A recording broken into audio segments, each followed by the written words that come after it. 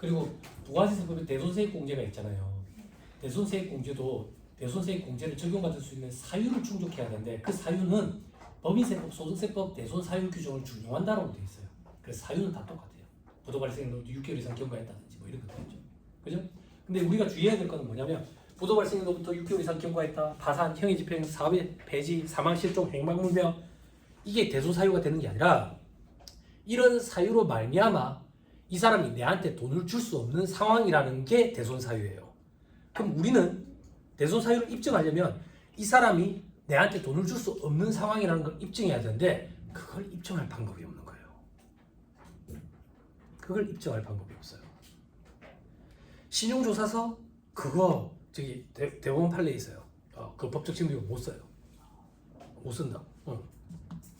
못 써요. 대법원 판례에 있어요. 그럼 내가 이 사람이 돈을 어디다 굽혀놨는지 산에 가가지고 묻어놨는지 그걸 어떻게 확인해? 그지? 아니 어쩔 수 없으니까 소미쇼 완성될 때까지 기다렸는데 소미쇼 완성이 채권의 이의 포기를 해가지고 부의시켜버리니까 좀 난리가 났던 거예요. 거기다가 중소기업은 3년까지 기다릴 필요도 없이 2년만 경과해버리면 대손 사유로 집어넣어버렸다고. 이건 또 어떻게 할 거냐? 그랬던 거예요. 근데 지금 제가 알고 있는 많은 업체들이 2년 지나면 중소기업 대손 처리하는 걸로 알고 있어요. 그리고 많이 이루어진 걸로 알고 있어요. 그냥? 뭐가 올바른 건데요? 그런 가치 판단을 하고 싶은 게 아니에요. 근데 제가 강의할 때 많이 하는 얘기 있어요. 수강생들한테. 손가락이 6개인 나라에서는 5개가 비읍시읒이에요. 응?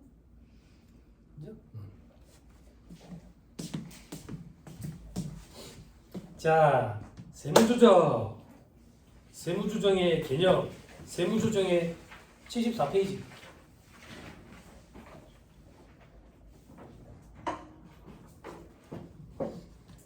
자, 세무조정의 정의, 좋은 정의를 아마 정해놨을 거야. 세무조정의 방법, 좋은 방법이구만. 그죠? 넘어갑니다. 이 정도만 해도 되죠? 이 경력이 좀 있으신 분이니까. 결산조정과 신고조정, 요거는 조금만 얘기할게요.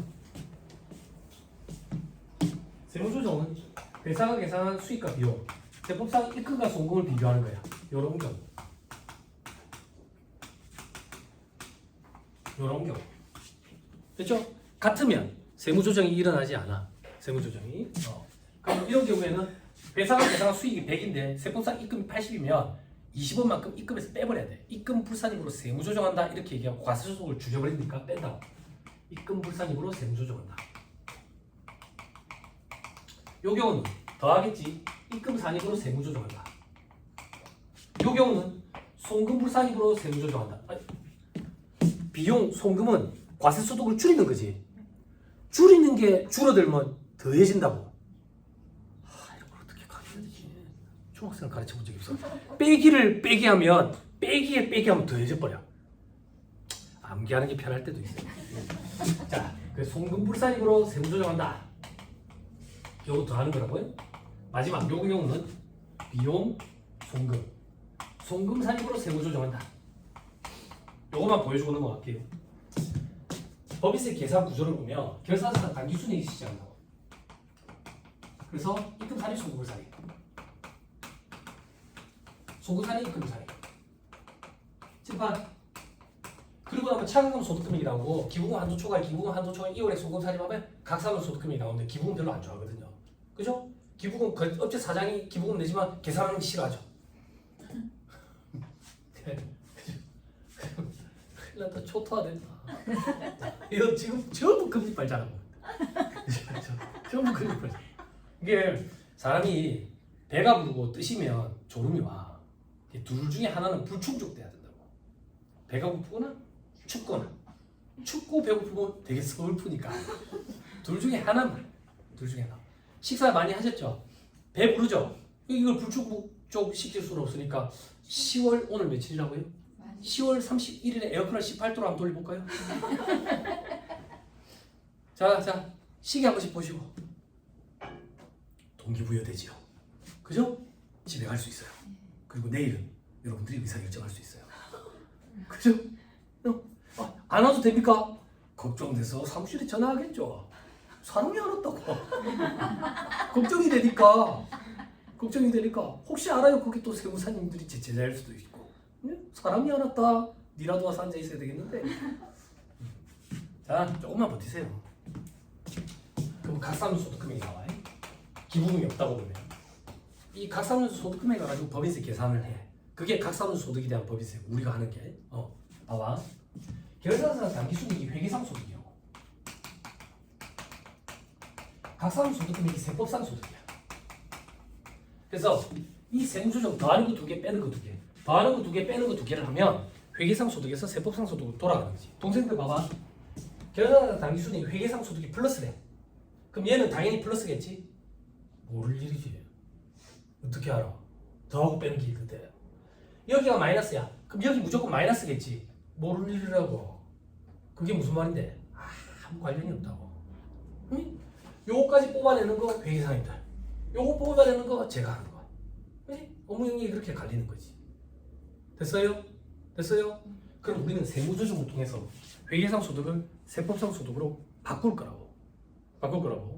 그럼 제가 아까 세무조정을 할 때 명칭을 생략을 했어. 뭘 생략했냐면 입금불산이 신고조정으로 세무조정해.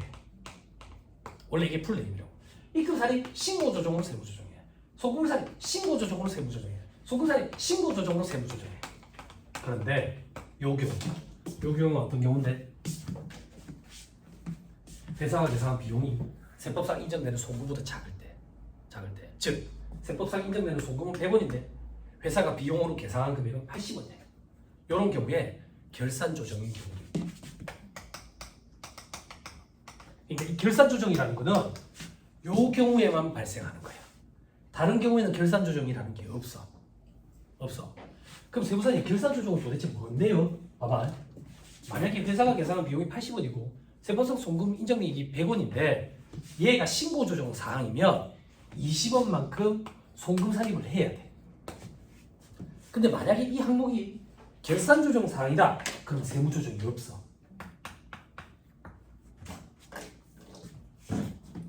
그러니까 결산 조정이 어떤 건데요? 너가 세법상 송금으로 인정을 받고 싶으면 100원만큼 회계상 손실 또는 비용, 손비라고 표현합니다. 손비는 회계상 손실 또는 비용을 얘기해요. 회계상 손실 또는 비용으로 100원을 잡아라. 그러면 송금으로 인정해 줄게. 안 잡았네. 그러면 너가 잡은 만큼만 인정해 준다. 극단적으로. 아예 안 잡아버렸네. 그러면 세법상 송금 인정된 금액도 없는 거야. 너가 세법상 송금으로 인정받고 싶으면 결산세 손실 또는 비용으로 계산을 해라. 그게 결산 조정 사항이야. 그걸 왜 자꾸 설명을 하는데요? 결산 조정 사항이 어떤 거길래요? 여러분들이 좋아하는 건 다 결산 조정 사항. 내일 눈물이 나게끔 하는 거. 퇴직급여 충당금, 대손 충당금 이런 거. 그리고 감가상각비.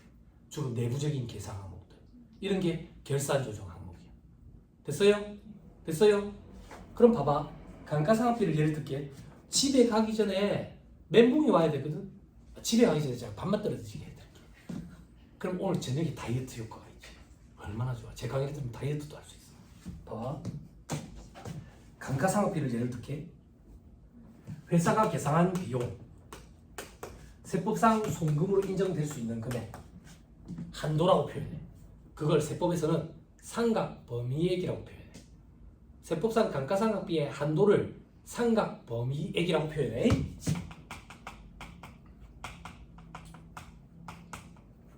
회사가 계산한 금액. 됐어요? 그래서 한도를 초과했어. 그러면 상각 부인액이 생겼다 이렇게 얘기한다고. 한도에 미달해 시인 부족액이 생겼다 이런다고. 안 써도 돼. 나중에 감가상각 파트에 가면 체크만 하고 갈 거야. 한도를 초과했는지 한도에 미달했는지 용 판단하는 걸 시부인 계산을 행한다 이렇게 얘기한다고. 뭐 때문에 밥맛이 떨어지는데? 감가상각비가 제일 대표적인 결산 조정 사항이라고. 예를 하나 들게. 기계장치 100원짜리를 하나 샀어.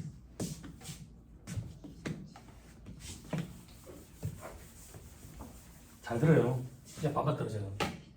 기계장치 100원짜리 하나 샀어. 가정할게. 내용유수 5년이고 정액법으로 감가상각 안 돼요. 그럼 회계상각은 매년 20원씩 감가상각을 해야 되죠. 그죠? 그래서 회사가 감가상각을 한대.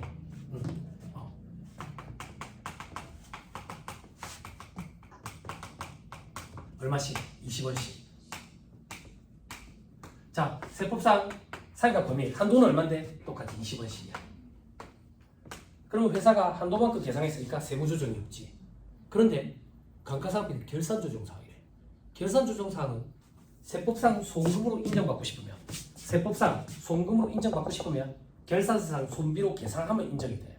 그러면 결산세 손비로 계상을 안 하면 어떻게 되는데? 안 하면 어떻게 되는데? 회계감사 지적사항이지. 그런데 감사 대상 업체가 하래요. 아무 문제 없다고. 아무 문제 없다고. 더 극단적으로 할게. 회사가 100년 동안 감가상각비를 계산을 안 했어. 101년째부터 감가상각비를 5년 동안 계산하는데 20원씩. 그럼 101년째부터 5년 동안 20원씩 감가상각비가 송금으로 기속되는 거야. 회계에서 내용에서 5년이라며. 5년. 그치?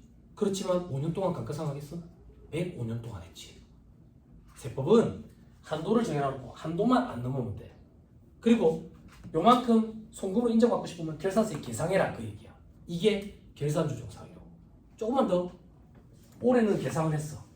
인정을 받았네. 올해 계상 안 해.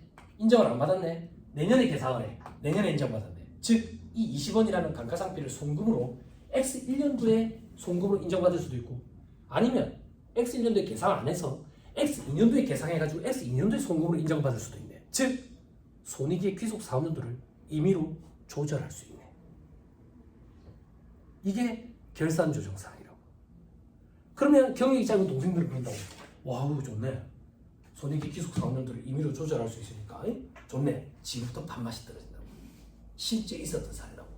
그것도 공교롭게도 이 부산에서 벌써 몇 년 됐어요. 신시간에 한 분이 오셨어요. 연세가 좀 있으신 분이에요. 사무장급이에요. 사무장급. 아주머니에서 할머니로 넘어가는 과도기. 딸내미가 20대 중반이니까 딸내미랑 같이 왔다고. 딸내미 와가지고 쉬는 시간에 저한테 세무사님 그동안 내일 받던 적을 생각해서 조금만 생각해 주이소. 왜 이렇게 밑밥을 까시지? 무슨 일이지? 무슨 일이 있었는데요? 그러니까 부끄러운데 불안하더라고. 얘기해 보십시오. 괜찮습니다.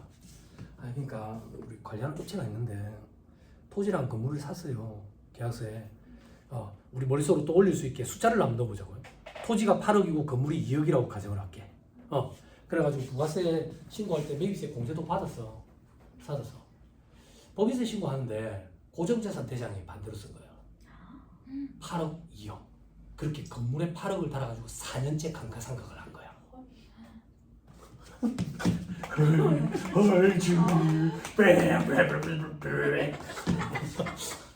너무 오랜만이다. 추억 돋는구만. 2024년에. 네. 감사합니다. 밥맛이 탁 떨어지죠. 어찌해야 될까요? 쉬는 시간에 머리 따고. 안 돼. 무슨 세무조정? 감가상각비 결산조정사항이라니까. 안 돼. 안 돼. 답이 없는데 희망 공부하는 것이 있다고. 안 된다고 했다고. 사업주 알아야 할까? 모른대. 사업주가 어떻게 모를 수가 있어요? 얼마 만에 아셨어요? 4년. 본인은 어떻게 알았어요? 은행에서 대출 연장한테 연락했더래요. 그래 알게 됐대. 막내가 동탁을 했다는 거예요. 근데 내가 추측하기엔 그 막내가 같이 온 딸내미야. 딸내미. 희망 공부하는 게 싫어가지고 그래도 감가상각비 다 없다고. 그 본인이 생각하시는 방법을 얘기해 주세요. 저는 답이 없다라고 지금 확신하는데 세무사님 지금부터 감가상각비를 조금만 잡으면 안 될까요? 안 잡으면 안 잡았지. 왜 조금만 잡아요? 중소기업 특별세액감면 적용받는데 감가상각 의제 규정 적용될까봐 안 달 수가 없는 거야. 감면액이 한 해에 한 500대인데 그러니까 내년에 감면을 적용을 안 받아버리면 그 500 차이 나는 걸 설명할 방법이 없는 거지. 환장하는 거지. 그래서 희망고문하기 싫어서 안 돼. 얼마나 거래하신 지 얼마나 됐으니까 10수년 됐대. 그러면 그동안 정을 생각해서 오픈을 하세요. 잘못된 거 잘못됐다고 미안하다고. 덩어리라 가지고 다 빠져나갈까 봐 안 되겠대. 그래 강의 쉬는 시간 끝나고 들어갔는데 삐끼셔 가셨어. 삐끼셔가지고 딸내미랑 사위도 같이 오는데 갔어. 그래가지고 그 다음 쉬는 시간에 사무실에 전화했다고. 야, 너 정신 똑바로 차려라. 이런 일이 있더라. 와, 소름 돋는다. 진짜 정신 똑바로 차려라. 감가상 앞에 이게 무서운 거야. 손 못 대. 손 못 대. 그리고 나서 엄청 걱정이 되더라고. 궁금하고 어떻게 하셨는지. 재작년에 오셨어. 작년인가 재작년에 오셨어. 근데 물어보지는 못하지. 언짢으신 기분이 풀리셨는지 오셨더라고. 근데 엄청 궁금해. 엄청 궁금해. 어떤 방법이 있을까요? 여러분, 방법 없다니까요. 결산 조정 상황이 그렇게 무서운 거예요.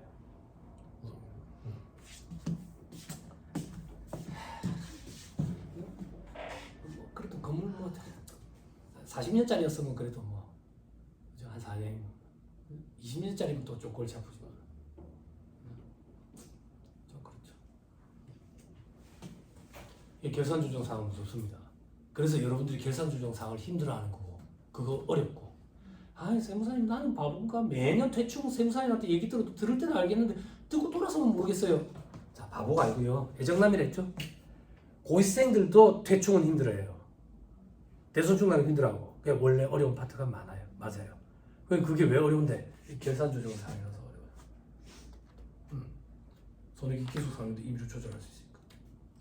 그렇게 생각하면 돼요. 괴리감 빠질 필요 없어요. 고시생들도 어려워요. 그리고 현업에서 일할 때 이 사람은 경력이 좀 있구나 라고 판단할 때도 저는 그런 걸로 판단하고요. 대충이나 퇴직예고 중간금 이런 거 가지고 좀 판단하고, 을표에 이게 세트로 잘 나오는지 숫자가 그런 거 가지고 이 사람이 경력이 협방이 아니구나 이런 거 좀 판단하죠. 자, 됐습니다. 그 정도 보시죠. 요거는 요 정도만 얘기해도 되겠죠. 지난주에는 요걸 가지고 막 얘기를 많이 해줬어요. 얘기를 많이 했었어요.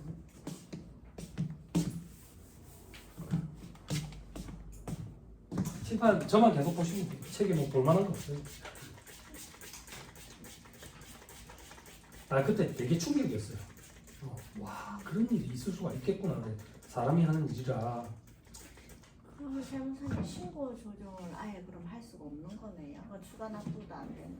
아니, 업체에 말을 못 하겠다는 얘기지. 근데 나는 말을 하라는 얘기.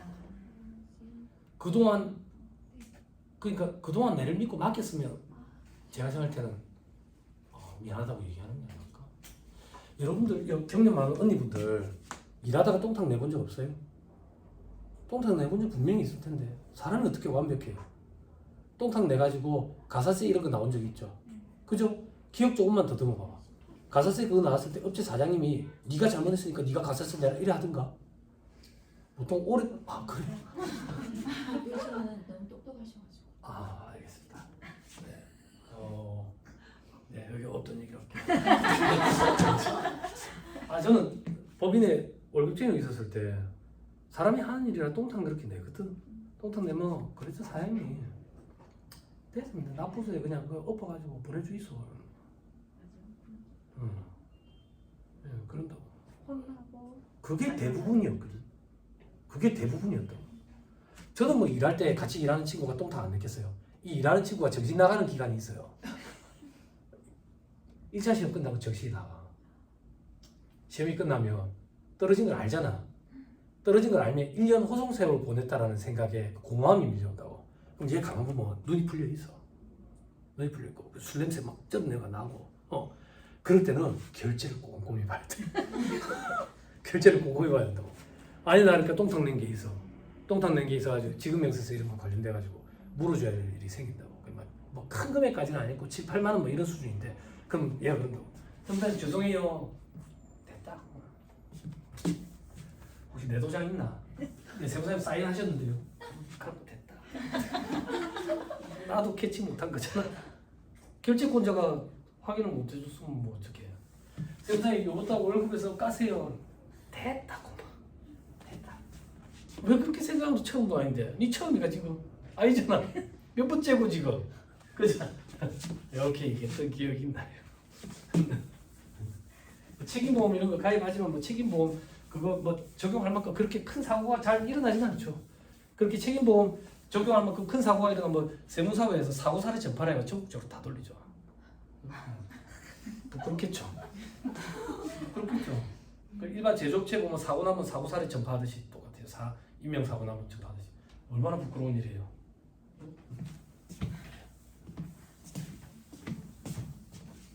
사람인지라 실수하는 일이 생겨요.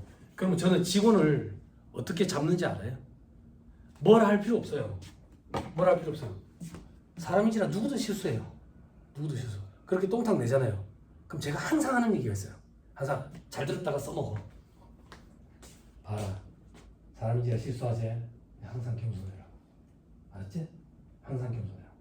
그래서 사람이 짜증낼 때 몰라서 짜증내는 거야. 몰라서 짜증내는 거야. 네가 하는 얘기 네 그러지. 근데 그게 거짓말이야. 다음부터 전화하니까 또 똑같은 소리를 또 물어보든지 못 알아들었다는 얘기야. 항상 겸손해라. 사람 언제든 실수한다. 항상 그래 얘기했어. 그러면 그래서 사장이 그냥 넘어가죠. 그걸 가지고 여태까지 거래한 그게 연이 있는데 딴 데로 옮기니까 그런 소리 안 한다고. 항상 겸손하게.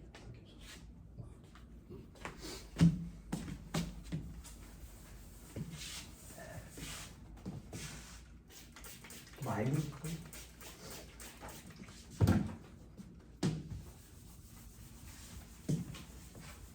막 와인을 이제 가방에 2병 넣었다가 그때 물어준 게 있는데 1병을 뺐다가 막 제가 보세요. 자, 세무조정 입금산이 송금산이 더하는 세무조정 2개, 빼는 세무조정 2개, 송금산이 입금산이. 그죠? 자, 칠판. 여러분들이 회계감사를 받으면 감사 보고서 작성이 되죠. 그죠? 그럼 손익이 이제 확정이 된다. 손익이 확정된다는 얘기는 단기순이익이 확정되지. 이 단기순이익이 수년간 쌓이면 잉여금이 된다고. 잉여금. 이 잉여금을 가지고 3월 때 정기주축 때 처분이라는 것이. 처분 어떻게 하는데? 주주들한테 배당 준대. 드셔도 됩니다. 괜찮습니다. 당이 많이 떨어지죠. 제 소문까지. 그죠? 근데 인터넷 기사 났습니다. 그걸 먹는다고 당이 보충되는 건 아니에요. 네, 그냥 기분인 거예요. 기분. 사회 다방면에 관심이 엄청 많아요. 근데 거기서 더 이상 질문하지 마세요. 깊이가 굉장히 얕기 때문에 당황해요. 당황해. 처분한다고 배당을 주지. 그걸 세법에서는 돈이 밖으로 빠져나갔다 해야 한다고. 사회 유출된다. 회사 내부에 적립한대. 유보 이렇게 얘기한다. 사내 유보. 그러면 이미 이익령 쌓여 있는 거에 대해서 소득 처분이 처분이 다 일어났네. 그러면 우리는 결국 세법상 소득에 대해서도 처분을 하려면 요거에 대해서 이미 처분이 추적 때 일어났으니까 요거에서 요거로 바꾸는 거죠. 세무조정사 요것들 요거에 대해서만 소득 처분을 하면 세법상 소득에 대해서 소득 처분이 모두 다 완료가 된다고. 그게 소득 처분이야. 그럼 세무조정사항 더하는 게 2개, 빼는 거 2개. 소득 처분 해보자.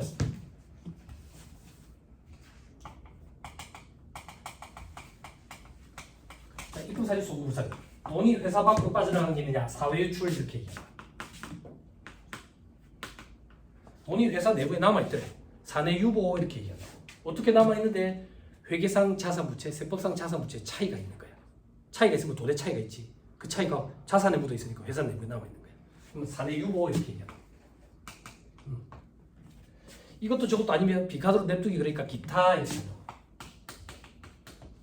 송금산이 입금부산입에서는 회사 내부에 남아가지고 자산과 부채의 차이를 이렇게 뭐 유보 이렇게 한다고. 근데 위에 유보랑 차이를 보여주기 위해서 앞에 세모를 붙이고 마이너스 유보 이렇게 얘기해. 이게 아니면 기타. 세무사님, 송금산이 입금부산입에서는 왜 사회유출이 없습니까? 뭔가 더해지는 금액이 있으니까 요게 밖에 나가고 없지. 줄어드는 금액이 밖에 나가고 없고 이런 개념은 성립할 수가 없지. 그래서 입금사리, 송금부산입에서만 소득처분 사회유출이 있다고. 자, 이 사회유출 소득이 귀속자에 가린다고. 돈이 회사 밖으로 빠져나갔대. 누구한테 갔는지 따져보는 거야. 왜 따져보는데? 그 사람한테 종소세 과세하고 싶은 거야. 그래서 우리는 소득처분이라는 거래. 그래서 소득세 계산할 때는 소득처분을 하지 않아. 의미가 없으니까. 종소세 과세하기 목적으로 소득처분을 하는 거라서. 그래서 종소세 신고할 때는 소득금액 조정학급표에 6호 정도. 그리고 나머지는 다 기타 빈칸으로 냅두기 그러니까. 이게 소득세법은 소득처분에 의미가 없다고. 됐죠? 됐죠? 자, 눈치 주지 마세요. 걱정하지 마세요. 욕을 많이 먹어가지고 절대 시간을 오버하지 않아요.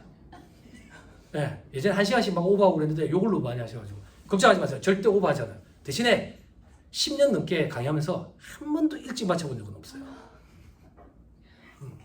그게 강사의 능력이에요. 딱 맞추고 끝나는 거예요. 딱 맞추고. 칠판.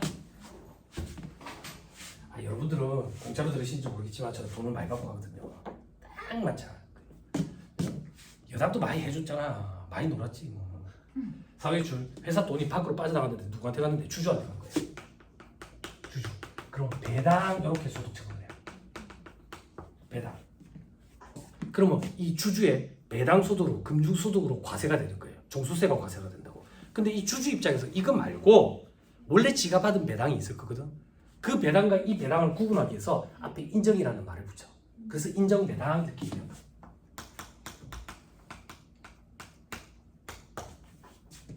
됐어요?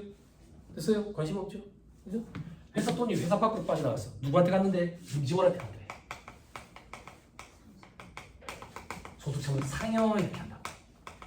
상여라는 얘기는 이 임직원의 근로소득을 구성해가지고 근로소득세를 과세하겠대.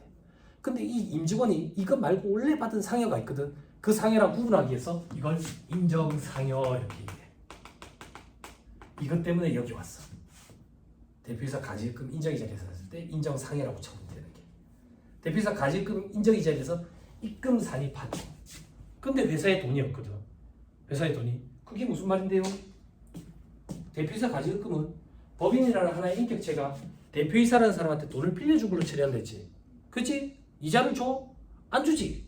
근데 이 대표이사가 은행에서 돈을 빌려오면 이자를 주겠지. 그래서 세법에서 법인한테 이자를 준 걸로 봐버려.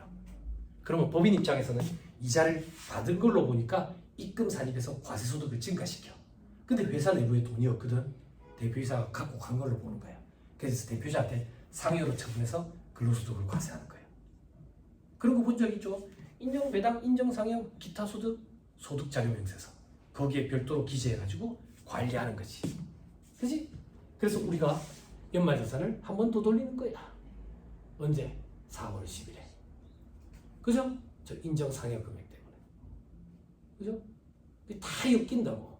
원천징수 규정이랑 막 이렇게. 조금만 더 할게요. 국가나 지자체 좋아. 혹은 타법인, 혹은 개인사업자한테 같아. 그러면 기타 사회유출 이렇게 처분해. 기타 사회유출이라는 소득처분은 뭐 하고자 하는 건데 그런 거 본 적 없는데요. 업무무관 자산 등 지급이자 송금불산이면 무조건 기타 사회유출이라고. 대표이사 가질금에 관련된 지급이자 송금불산이면 기타 사회유출. 인정이자는 입금사립하고 상해처분이지만 요건 무조건 기타 사회유출. 기타 사회유출은 뭐 하고자 하는 건데요. 사후관리를 안 하겠대. 사후관리 안 하겠다는 얘기가 무슨 말인데요.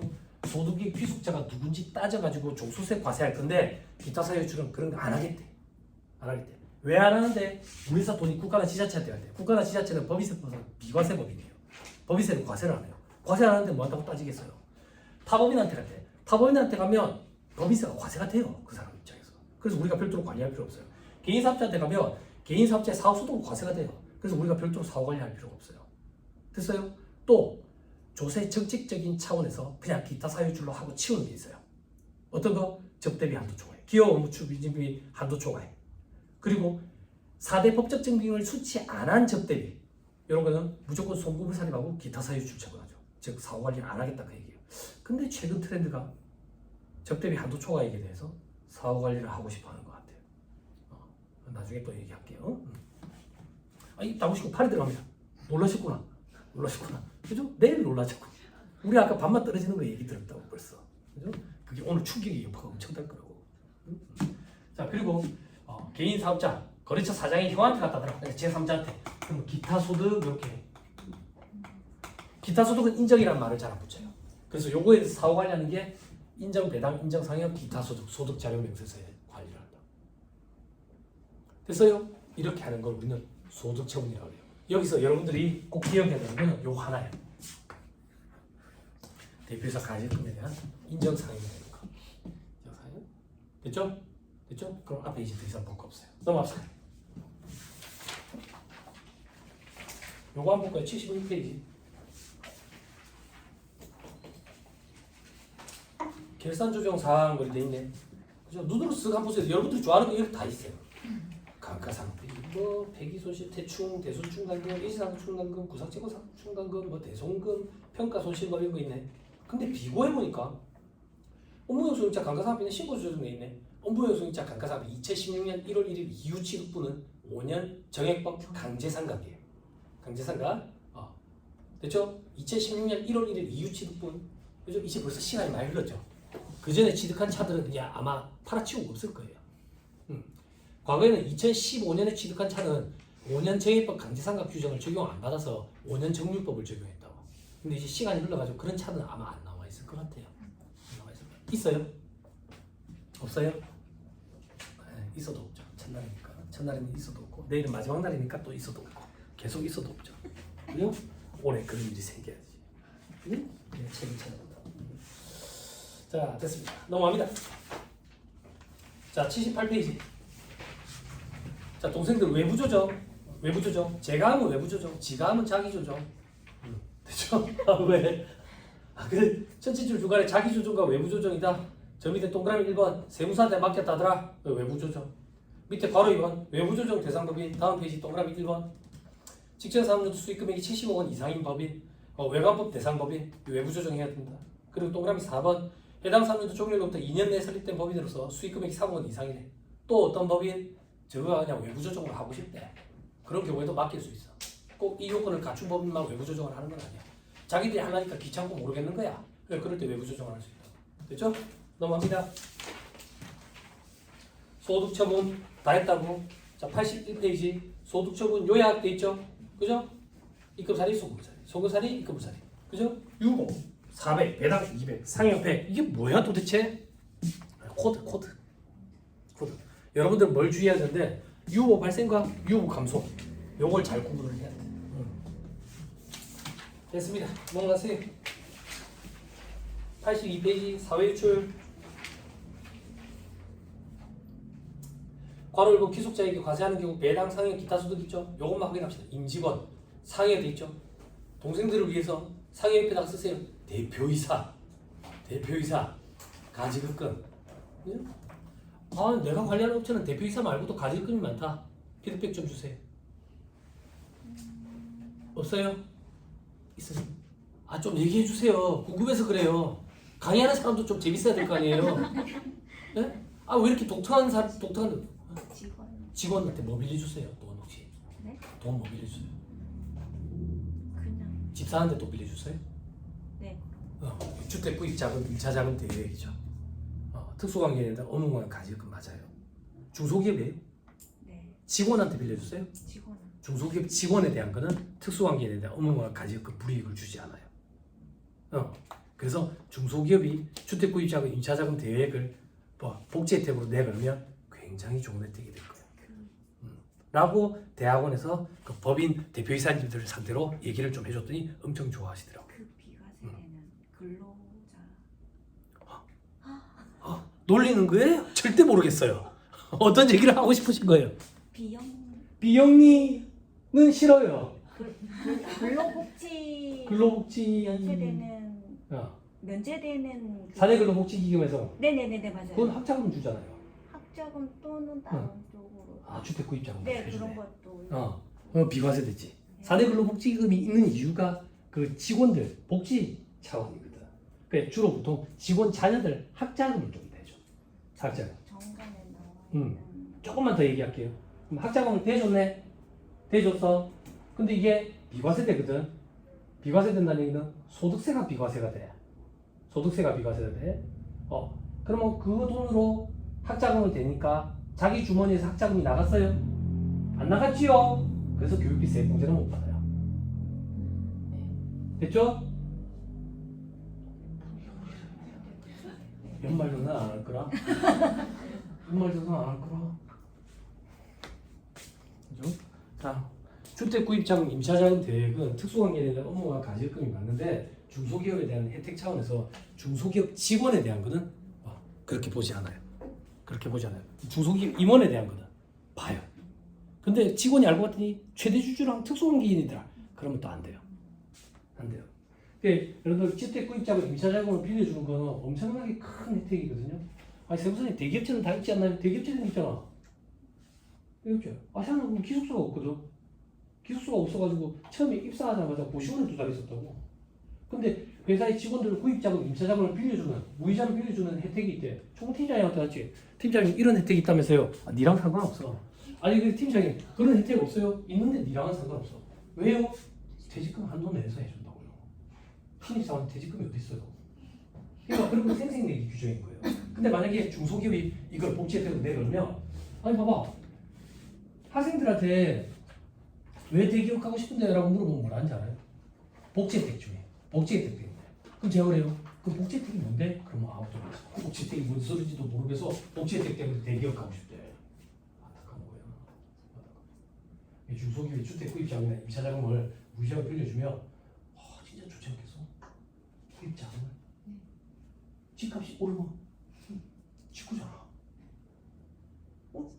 집 살 돈을 빌려가지고 뭐하는 건가? 네, 알겠습니다. 여러분들 안 좋은 건 집값이 오르는 걸 별로 안 좋아하시는군요. 알겠습니다. 네.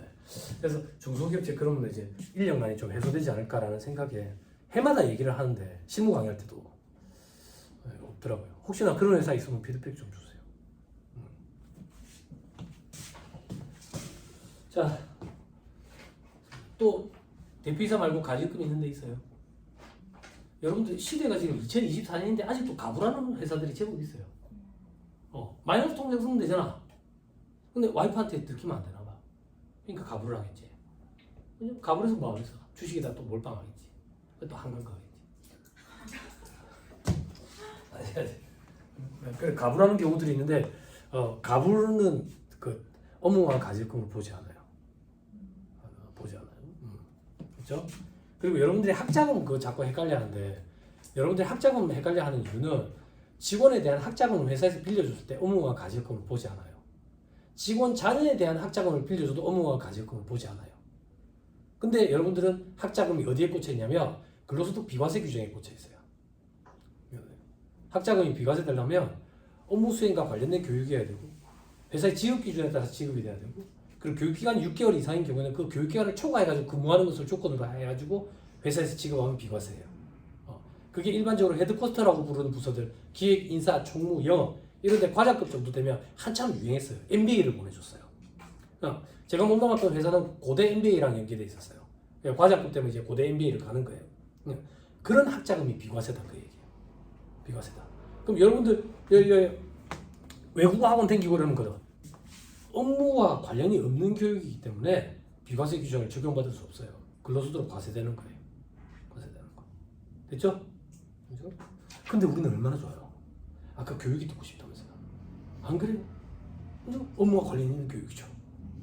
안 그래요? 그래 인터넷으로 결제를 좀 해달라 해가지고 세무사님이나 회계사님한테 그래 언니들 나눠가지고 듣자. 언니는 언제 시간 되노? 밤에? 언니는 밤에 듣고 난 낮에 들을게. 낮에 사무실에서 들을게. 업무와 관련 있는 교육이니까 업무 시간에 들어도 된다고. 그렇게 설득을 해보세요. 에? 그렇죠? 저는 그렇게 하라고 했거든요. 그래 안 하면 못 들어요. 시간이 없어서. 자 밑에 귀속자익이 과세하지 않는 경우 이런 거 볼 필요 없고요. 이건 어떤 거냐면 아까 얘기한 거 경비 처리할 수가 없어. 왜? 증빙이 없어. 증빙이 없어. 그걸 회사가 비용 처리했대. 그뭐 너는 왜 이런 식으로 장부를 작성하노? 대표자를 문책하기 위해서 대표자가 갖고 간 걸로 보고 대표자 상해 처분. 대표자 상해 처분. 그게 귀속자가 불분명한 경우인데 그 정도 보고 넘어가시죠. 다음 페이지 기타 돼 있는데 기타는 아마 보실 일이 거의 없을 거예요. 기타는 세 번째 줄 끝에 별도의 사후 관리가 필요하지 않다. 자 밑에 실무 포인트에 매출 누락액이 상해 처분돼 있죠. 그죠? 그죠? 이게 그거랑 맞물리는 거예요. 가지급금의 반대는 가수금이죠. 가지급금은 회사 돈을 대표이사가 갖고 나간 거. 그럼 반대로 가수금은 대표이사가 돈을 회사에 넣어놓은 거. 그럴 일이 있겠어요? 없지요. 회사 돈을 못 갖고 가서 난리지. 회사에 돈을 갖다 넣어놨다네. 가수금. 매출 누락이죠. 매출 누락. 매출 금액을 신고하기 싫은 거예요. 세금 신고를 하기 싫어서. 근데 통장에 돈이 들어온 거예요. 그럼 매출 자고가 못하니까 가수금 처리하죠. 근데 시대가 어떤 시대인데 세무공무원들 다 알아요. 가수금이 있으면. 그럼 실질적으로 가수금이 발생하는 경우는 없습니까? 있어요. 실질적인 가수금, 매출 누락 말고 어떤 경우에 이 회사 곧 망하는 거야. 곧 망할 때. 곧 망할 때 자기 사재부터 출연하는 거예요. 회사에. 출연, 공짜로 주는 걸 출연이라고 해요. 사재를 출연하고 채권단을 찾아 나서 가지고 내가 회사를 어떻게든 살리기 위해서 사재를 출연했는데 채권단도 좀 양해를 부탁드립니다. 그러면 채권단에서 1,000억 받을 거 900억만 받고 치울게. 그럼 채무 면제 이익이라는 게 생기는 거예요. 대표이사가 사재 출연한 건 자산 수증 이익이 되는 거고. 그죠? 그럴 때 가수급이라는 게 발생할 수 있어요. 그거 말고 가수급은 다 매출 누락일 거예요. 혹은 가지급금에 대한 가수반제. 됐죠? 그렇게 갚아 넣으면 좋죠. 잘 안 갚아 넣으려고 그래서 그렇죠. 됐습니다. 그 정도 보시죠. 그 정도 보시고 내일 오시면 또 연결해가지고 많은 얘기를 해보시죠. 가이드들하고 고생 많았습니다. 수고하셨습니다.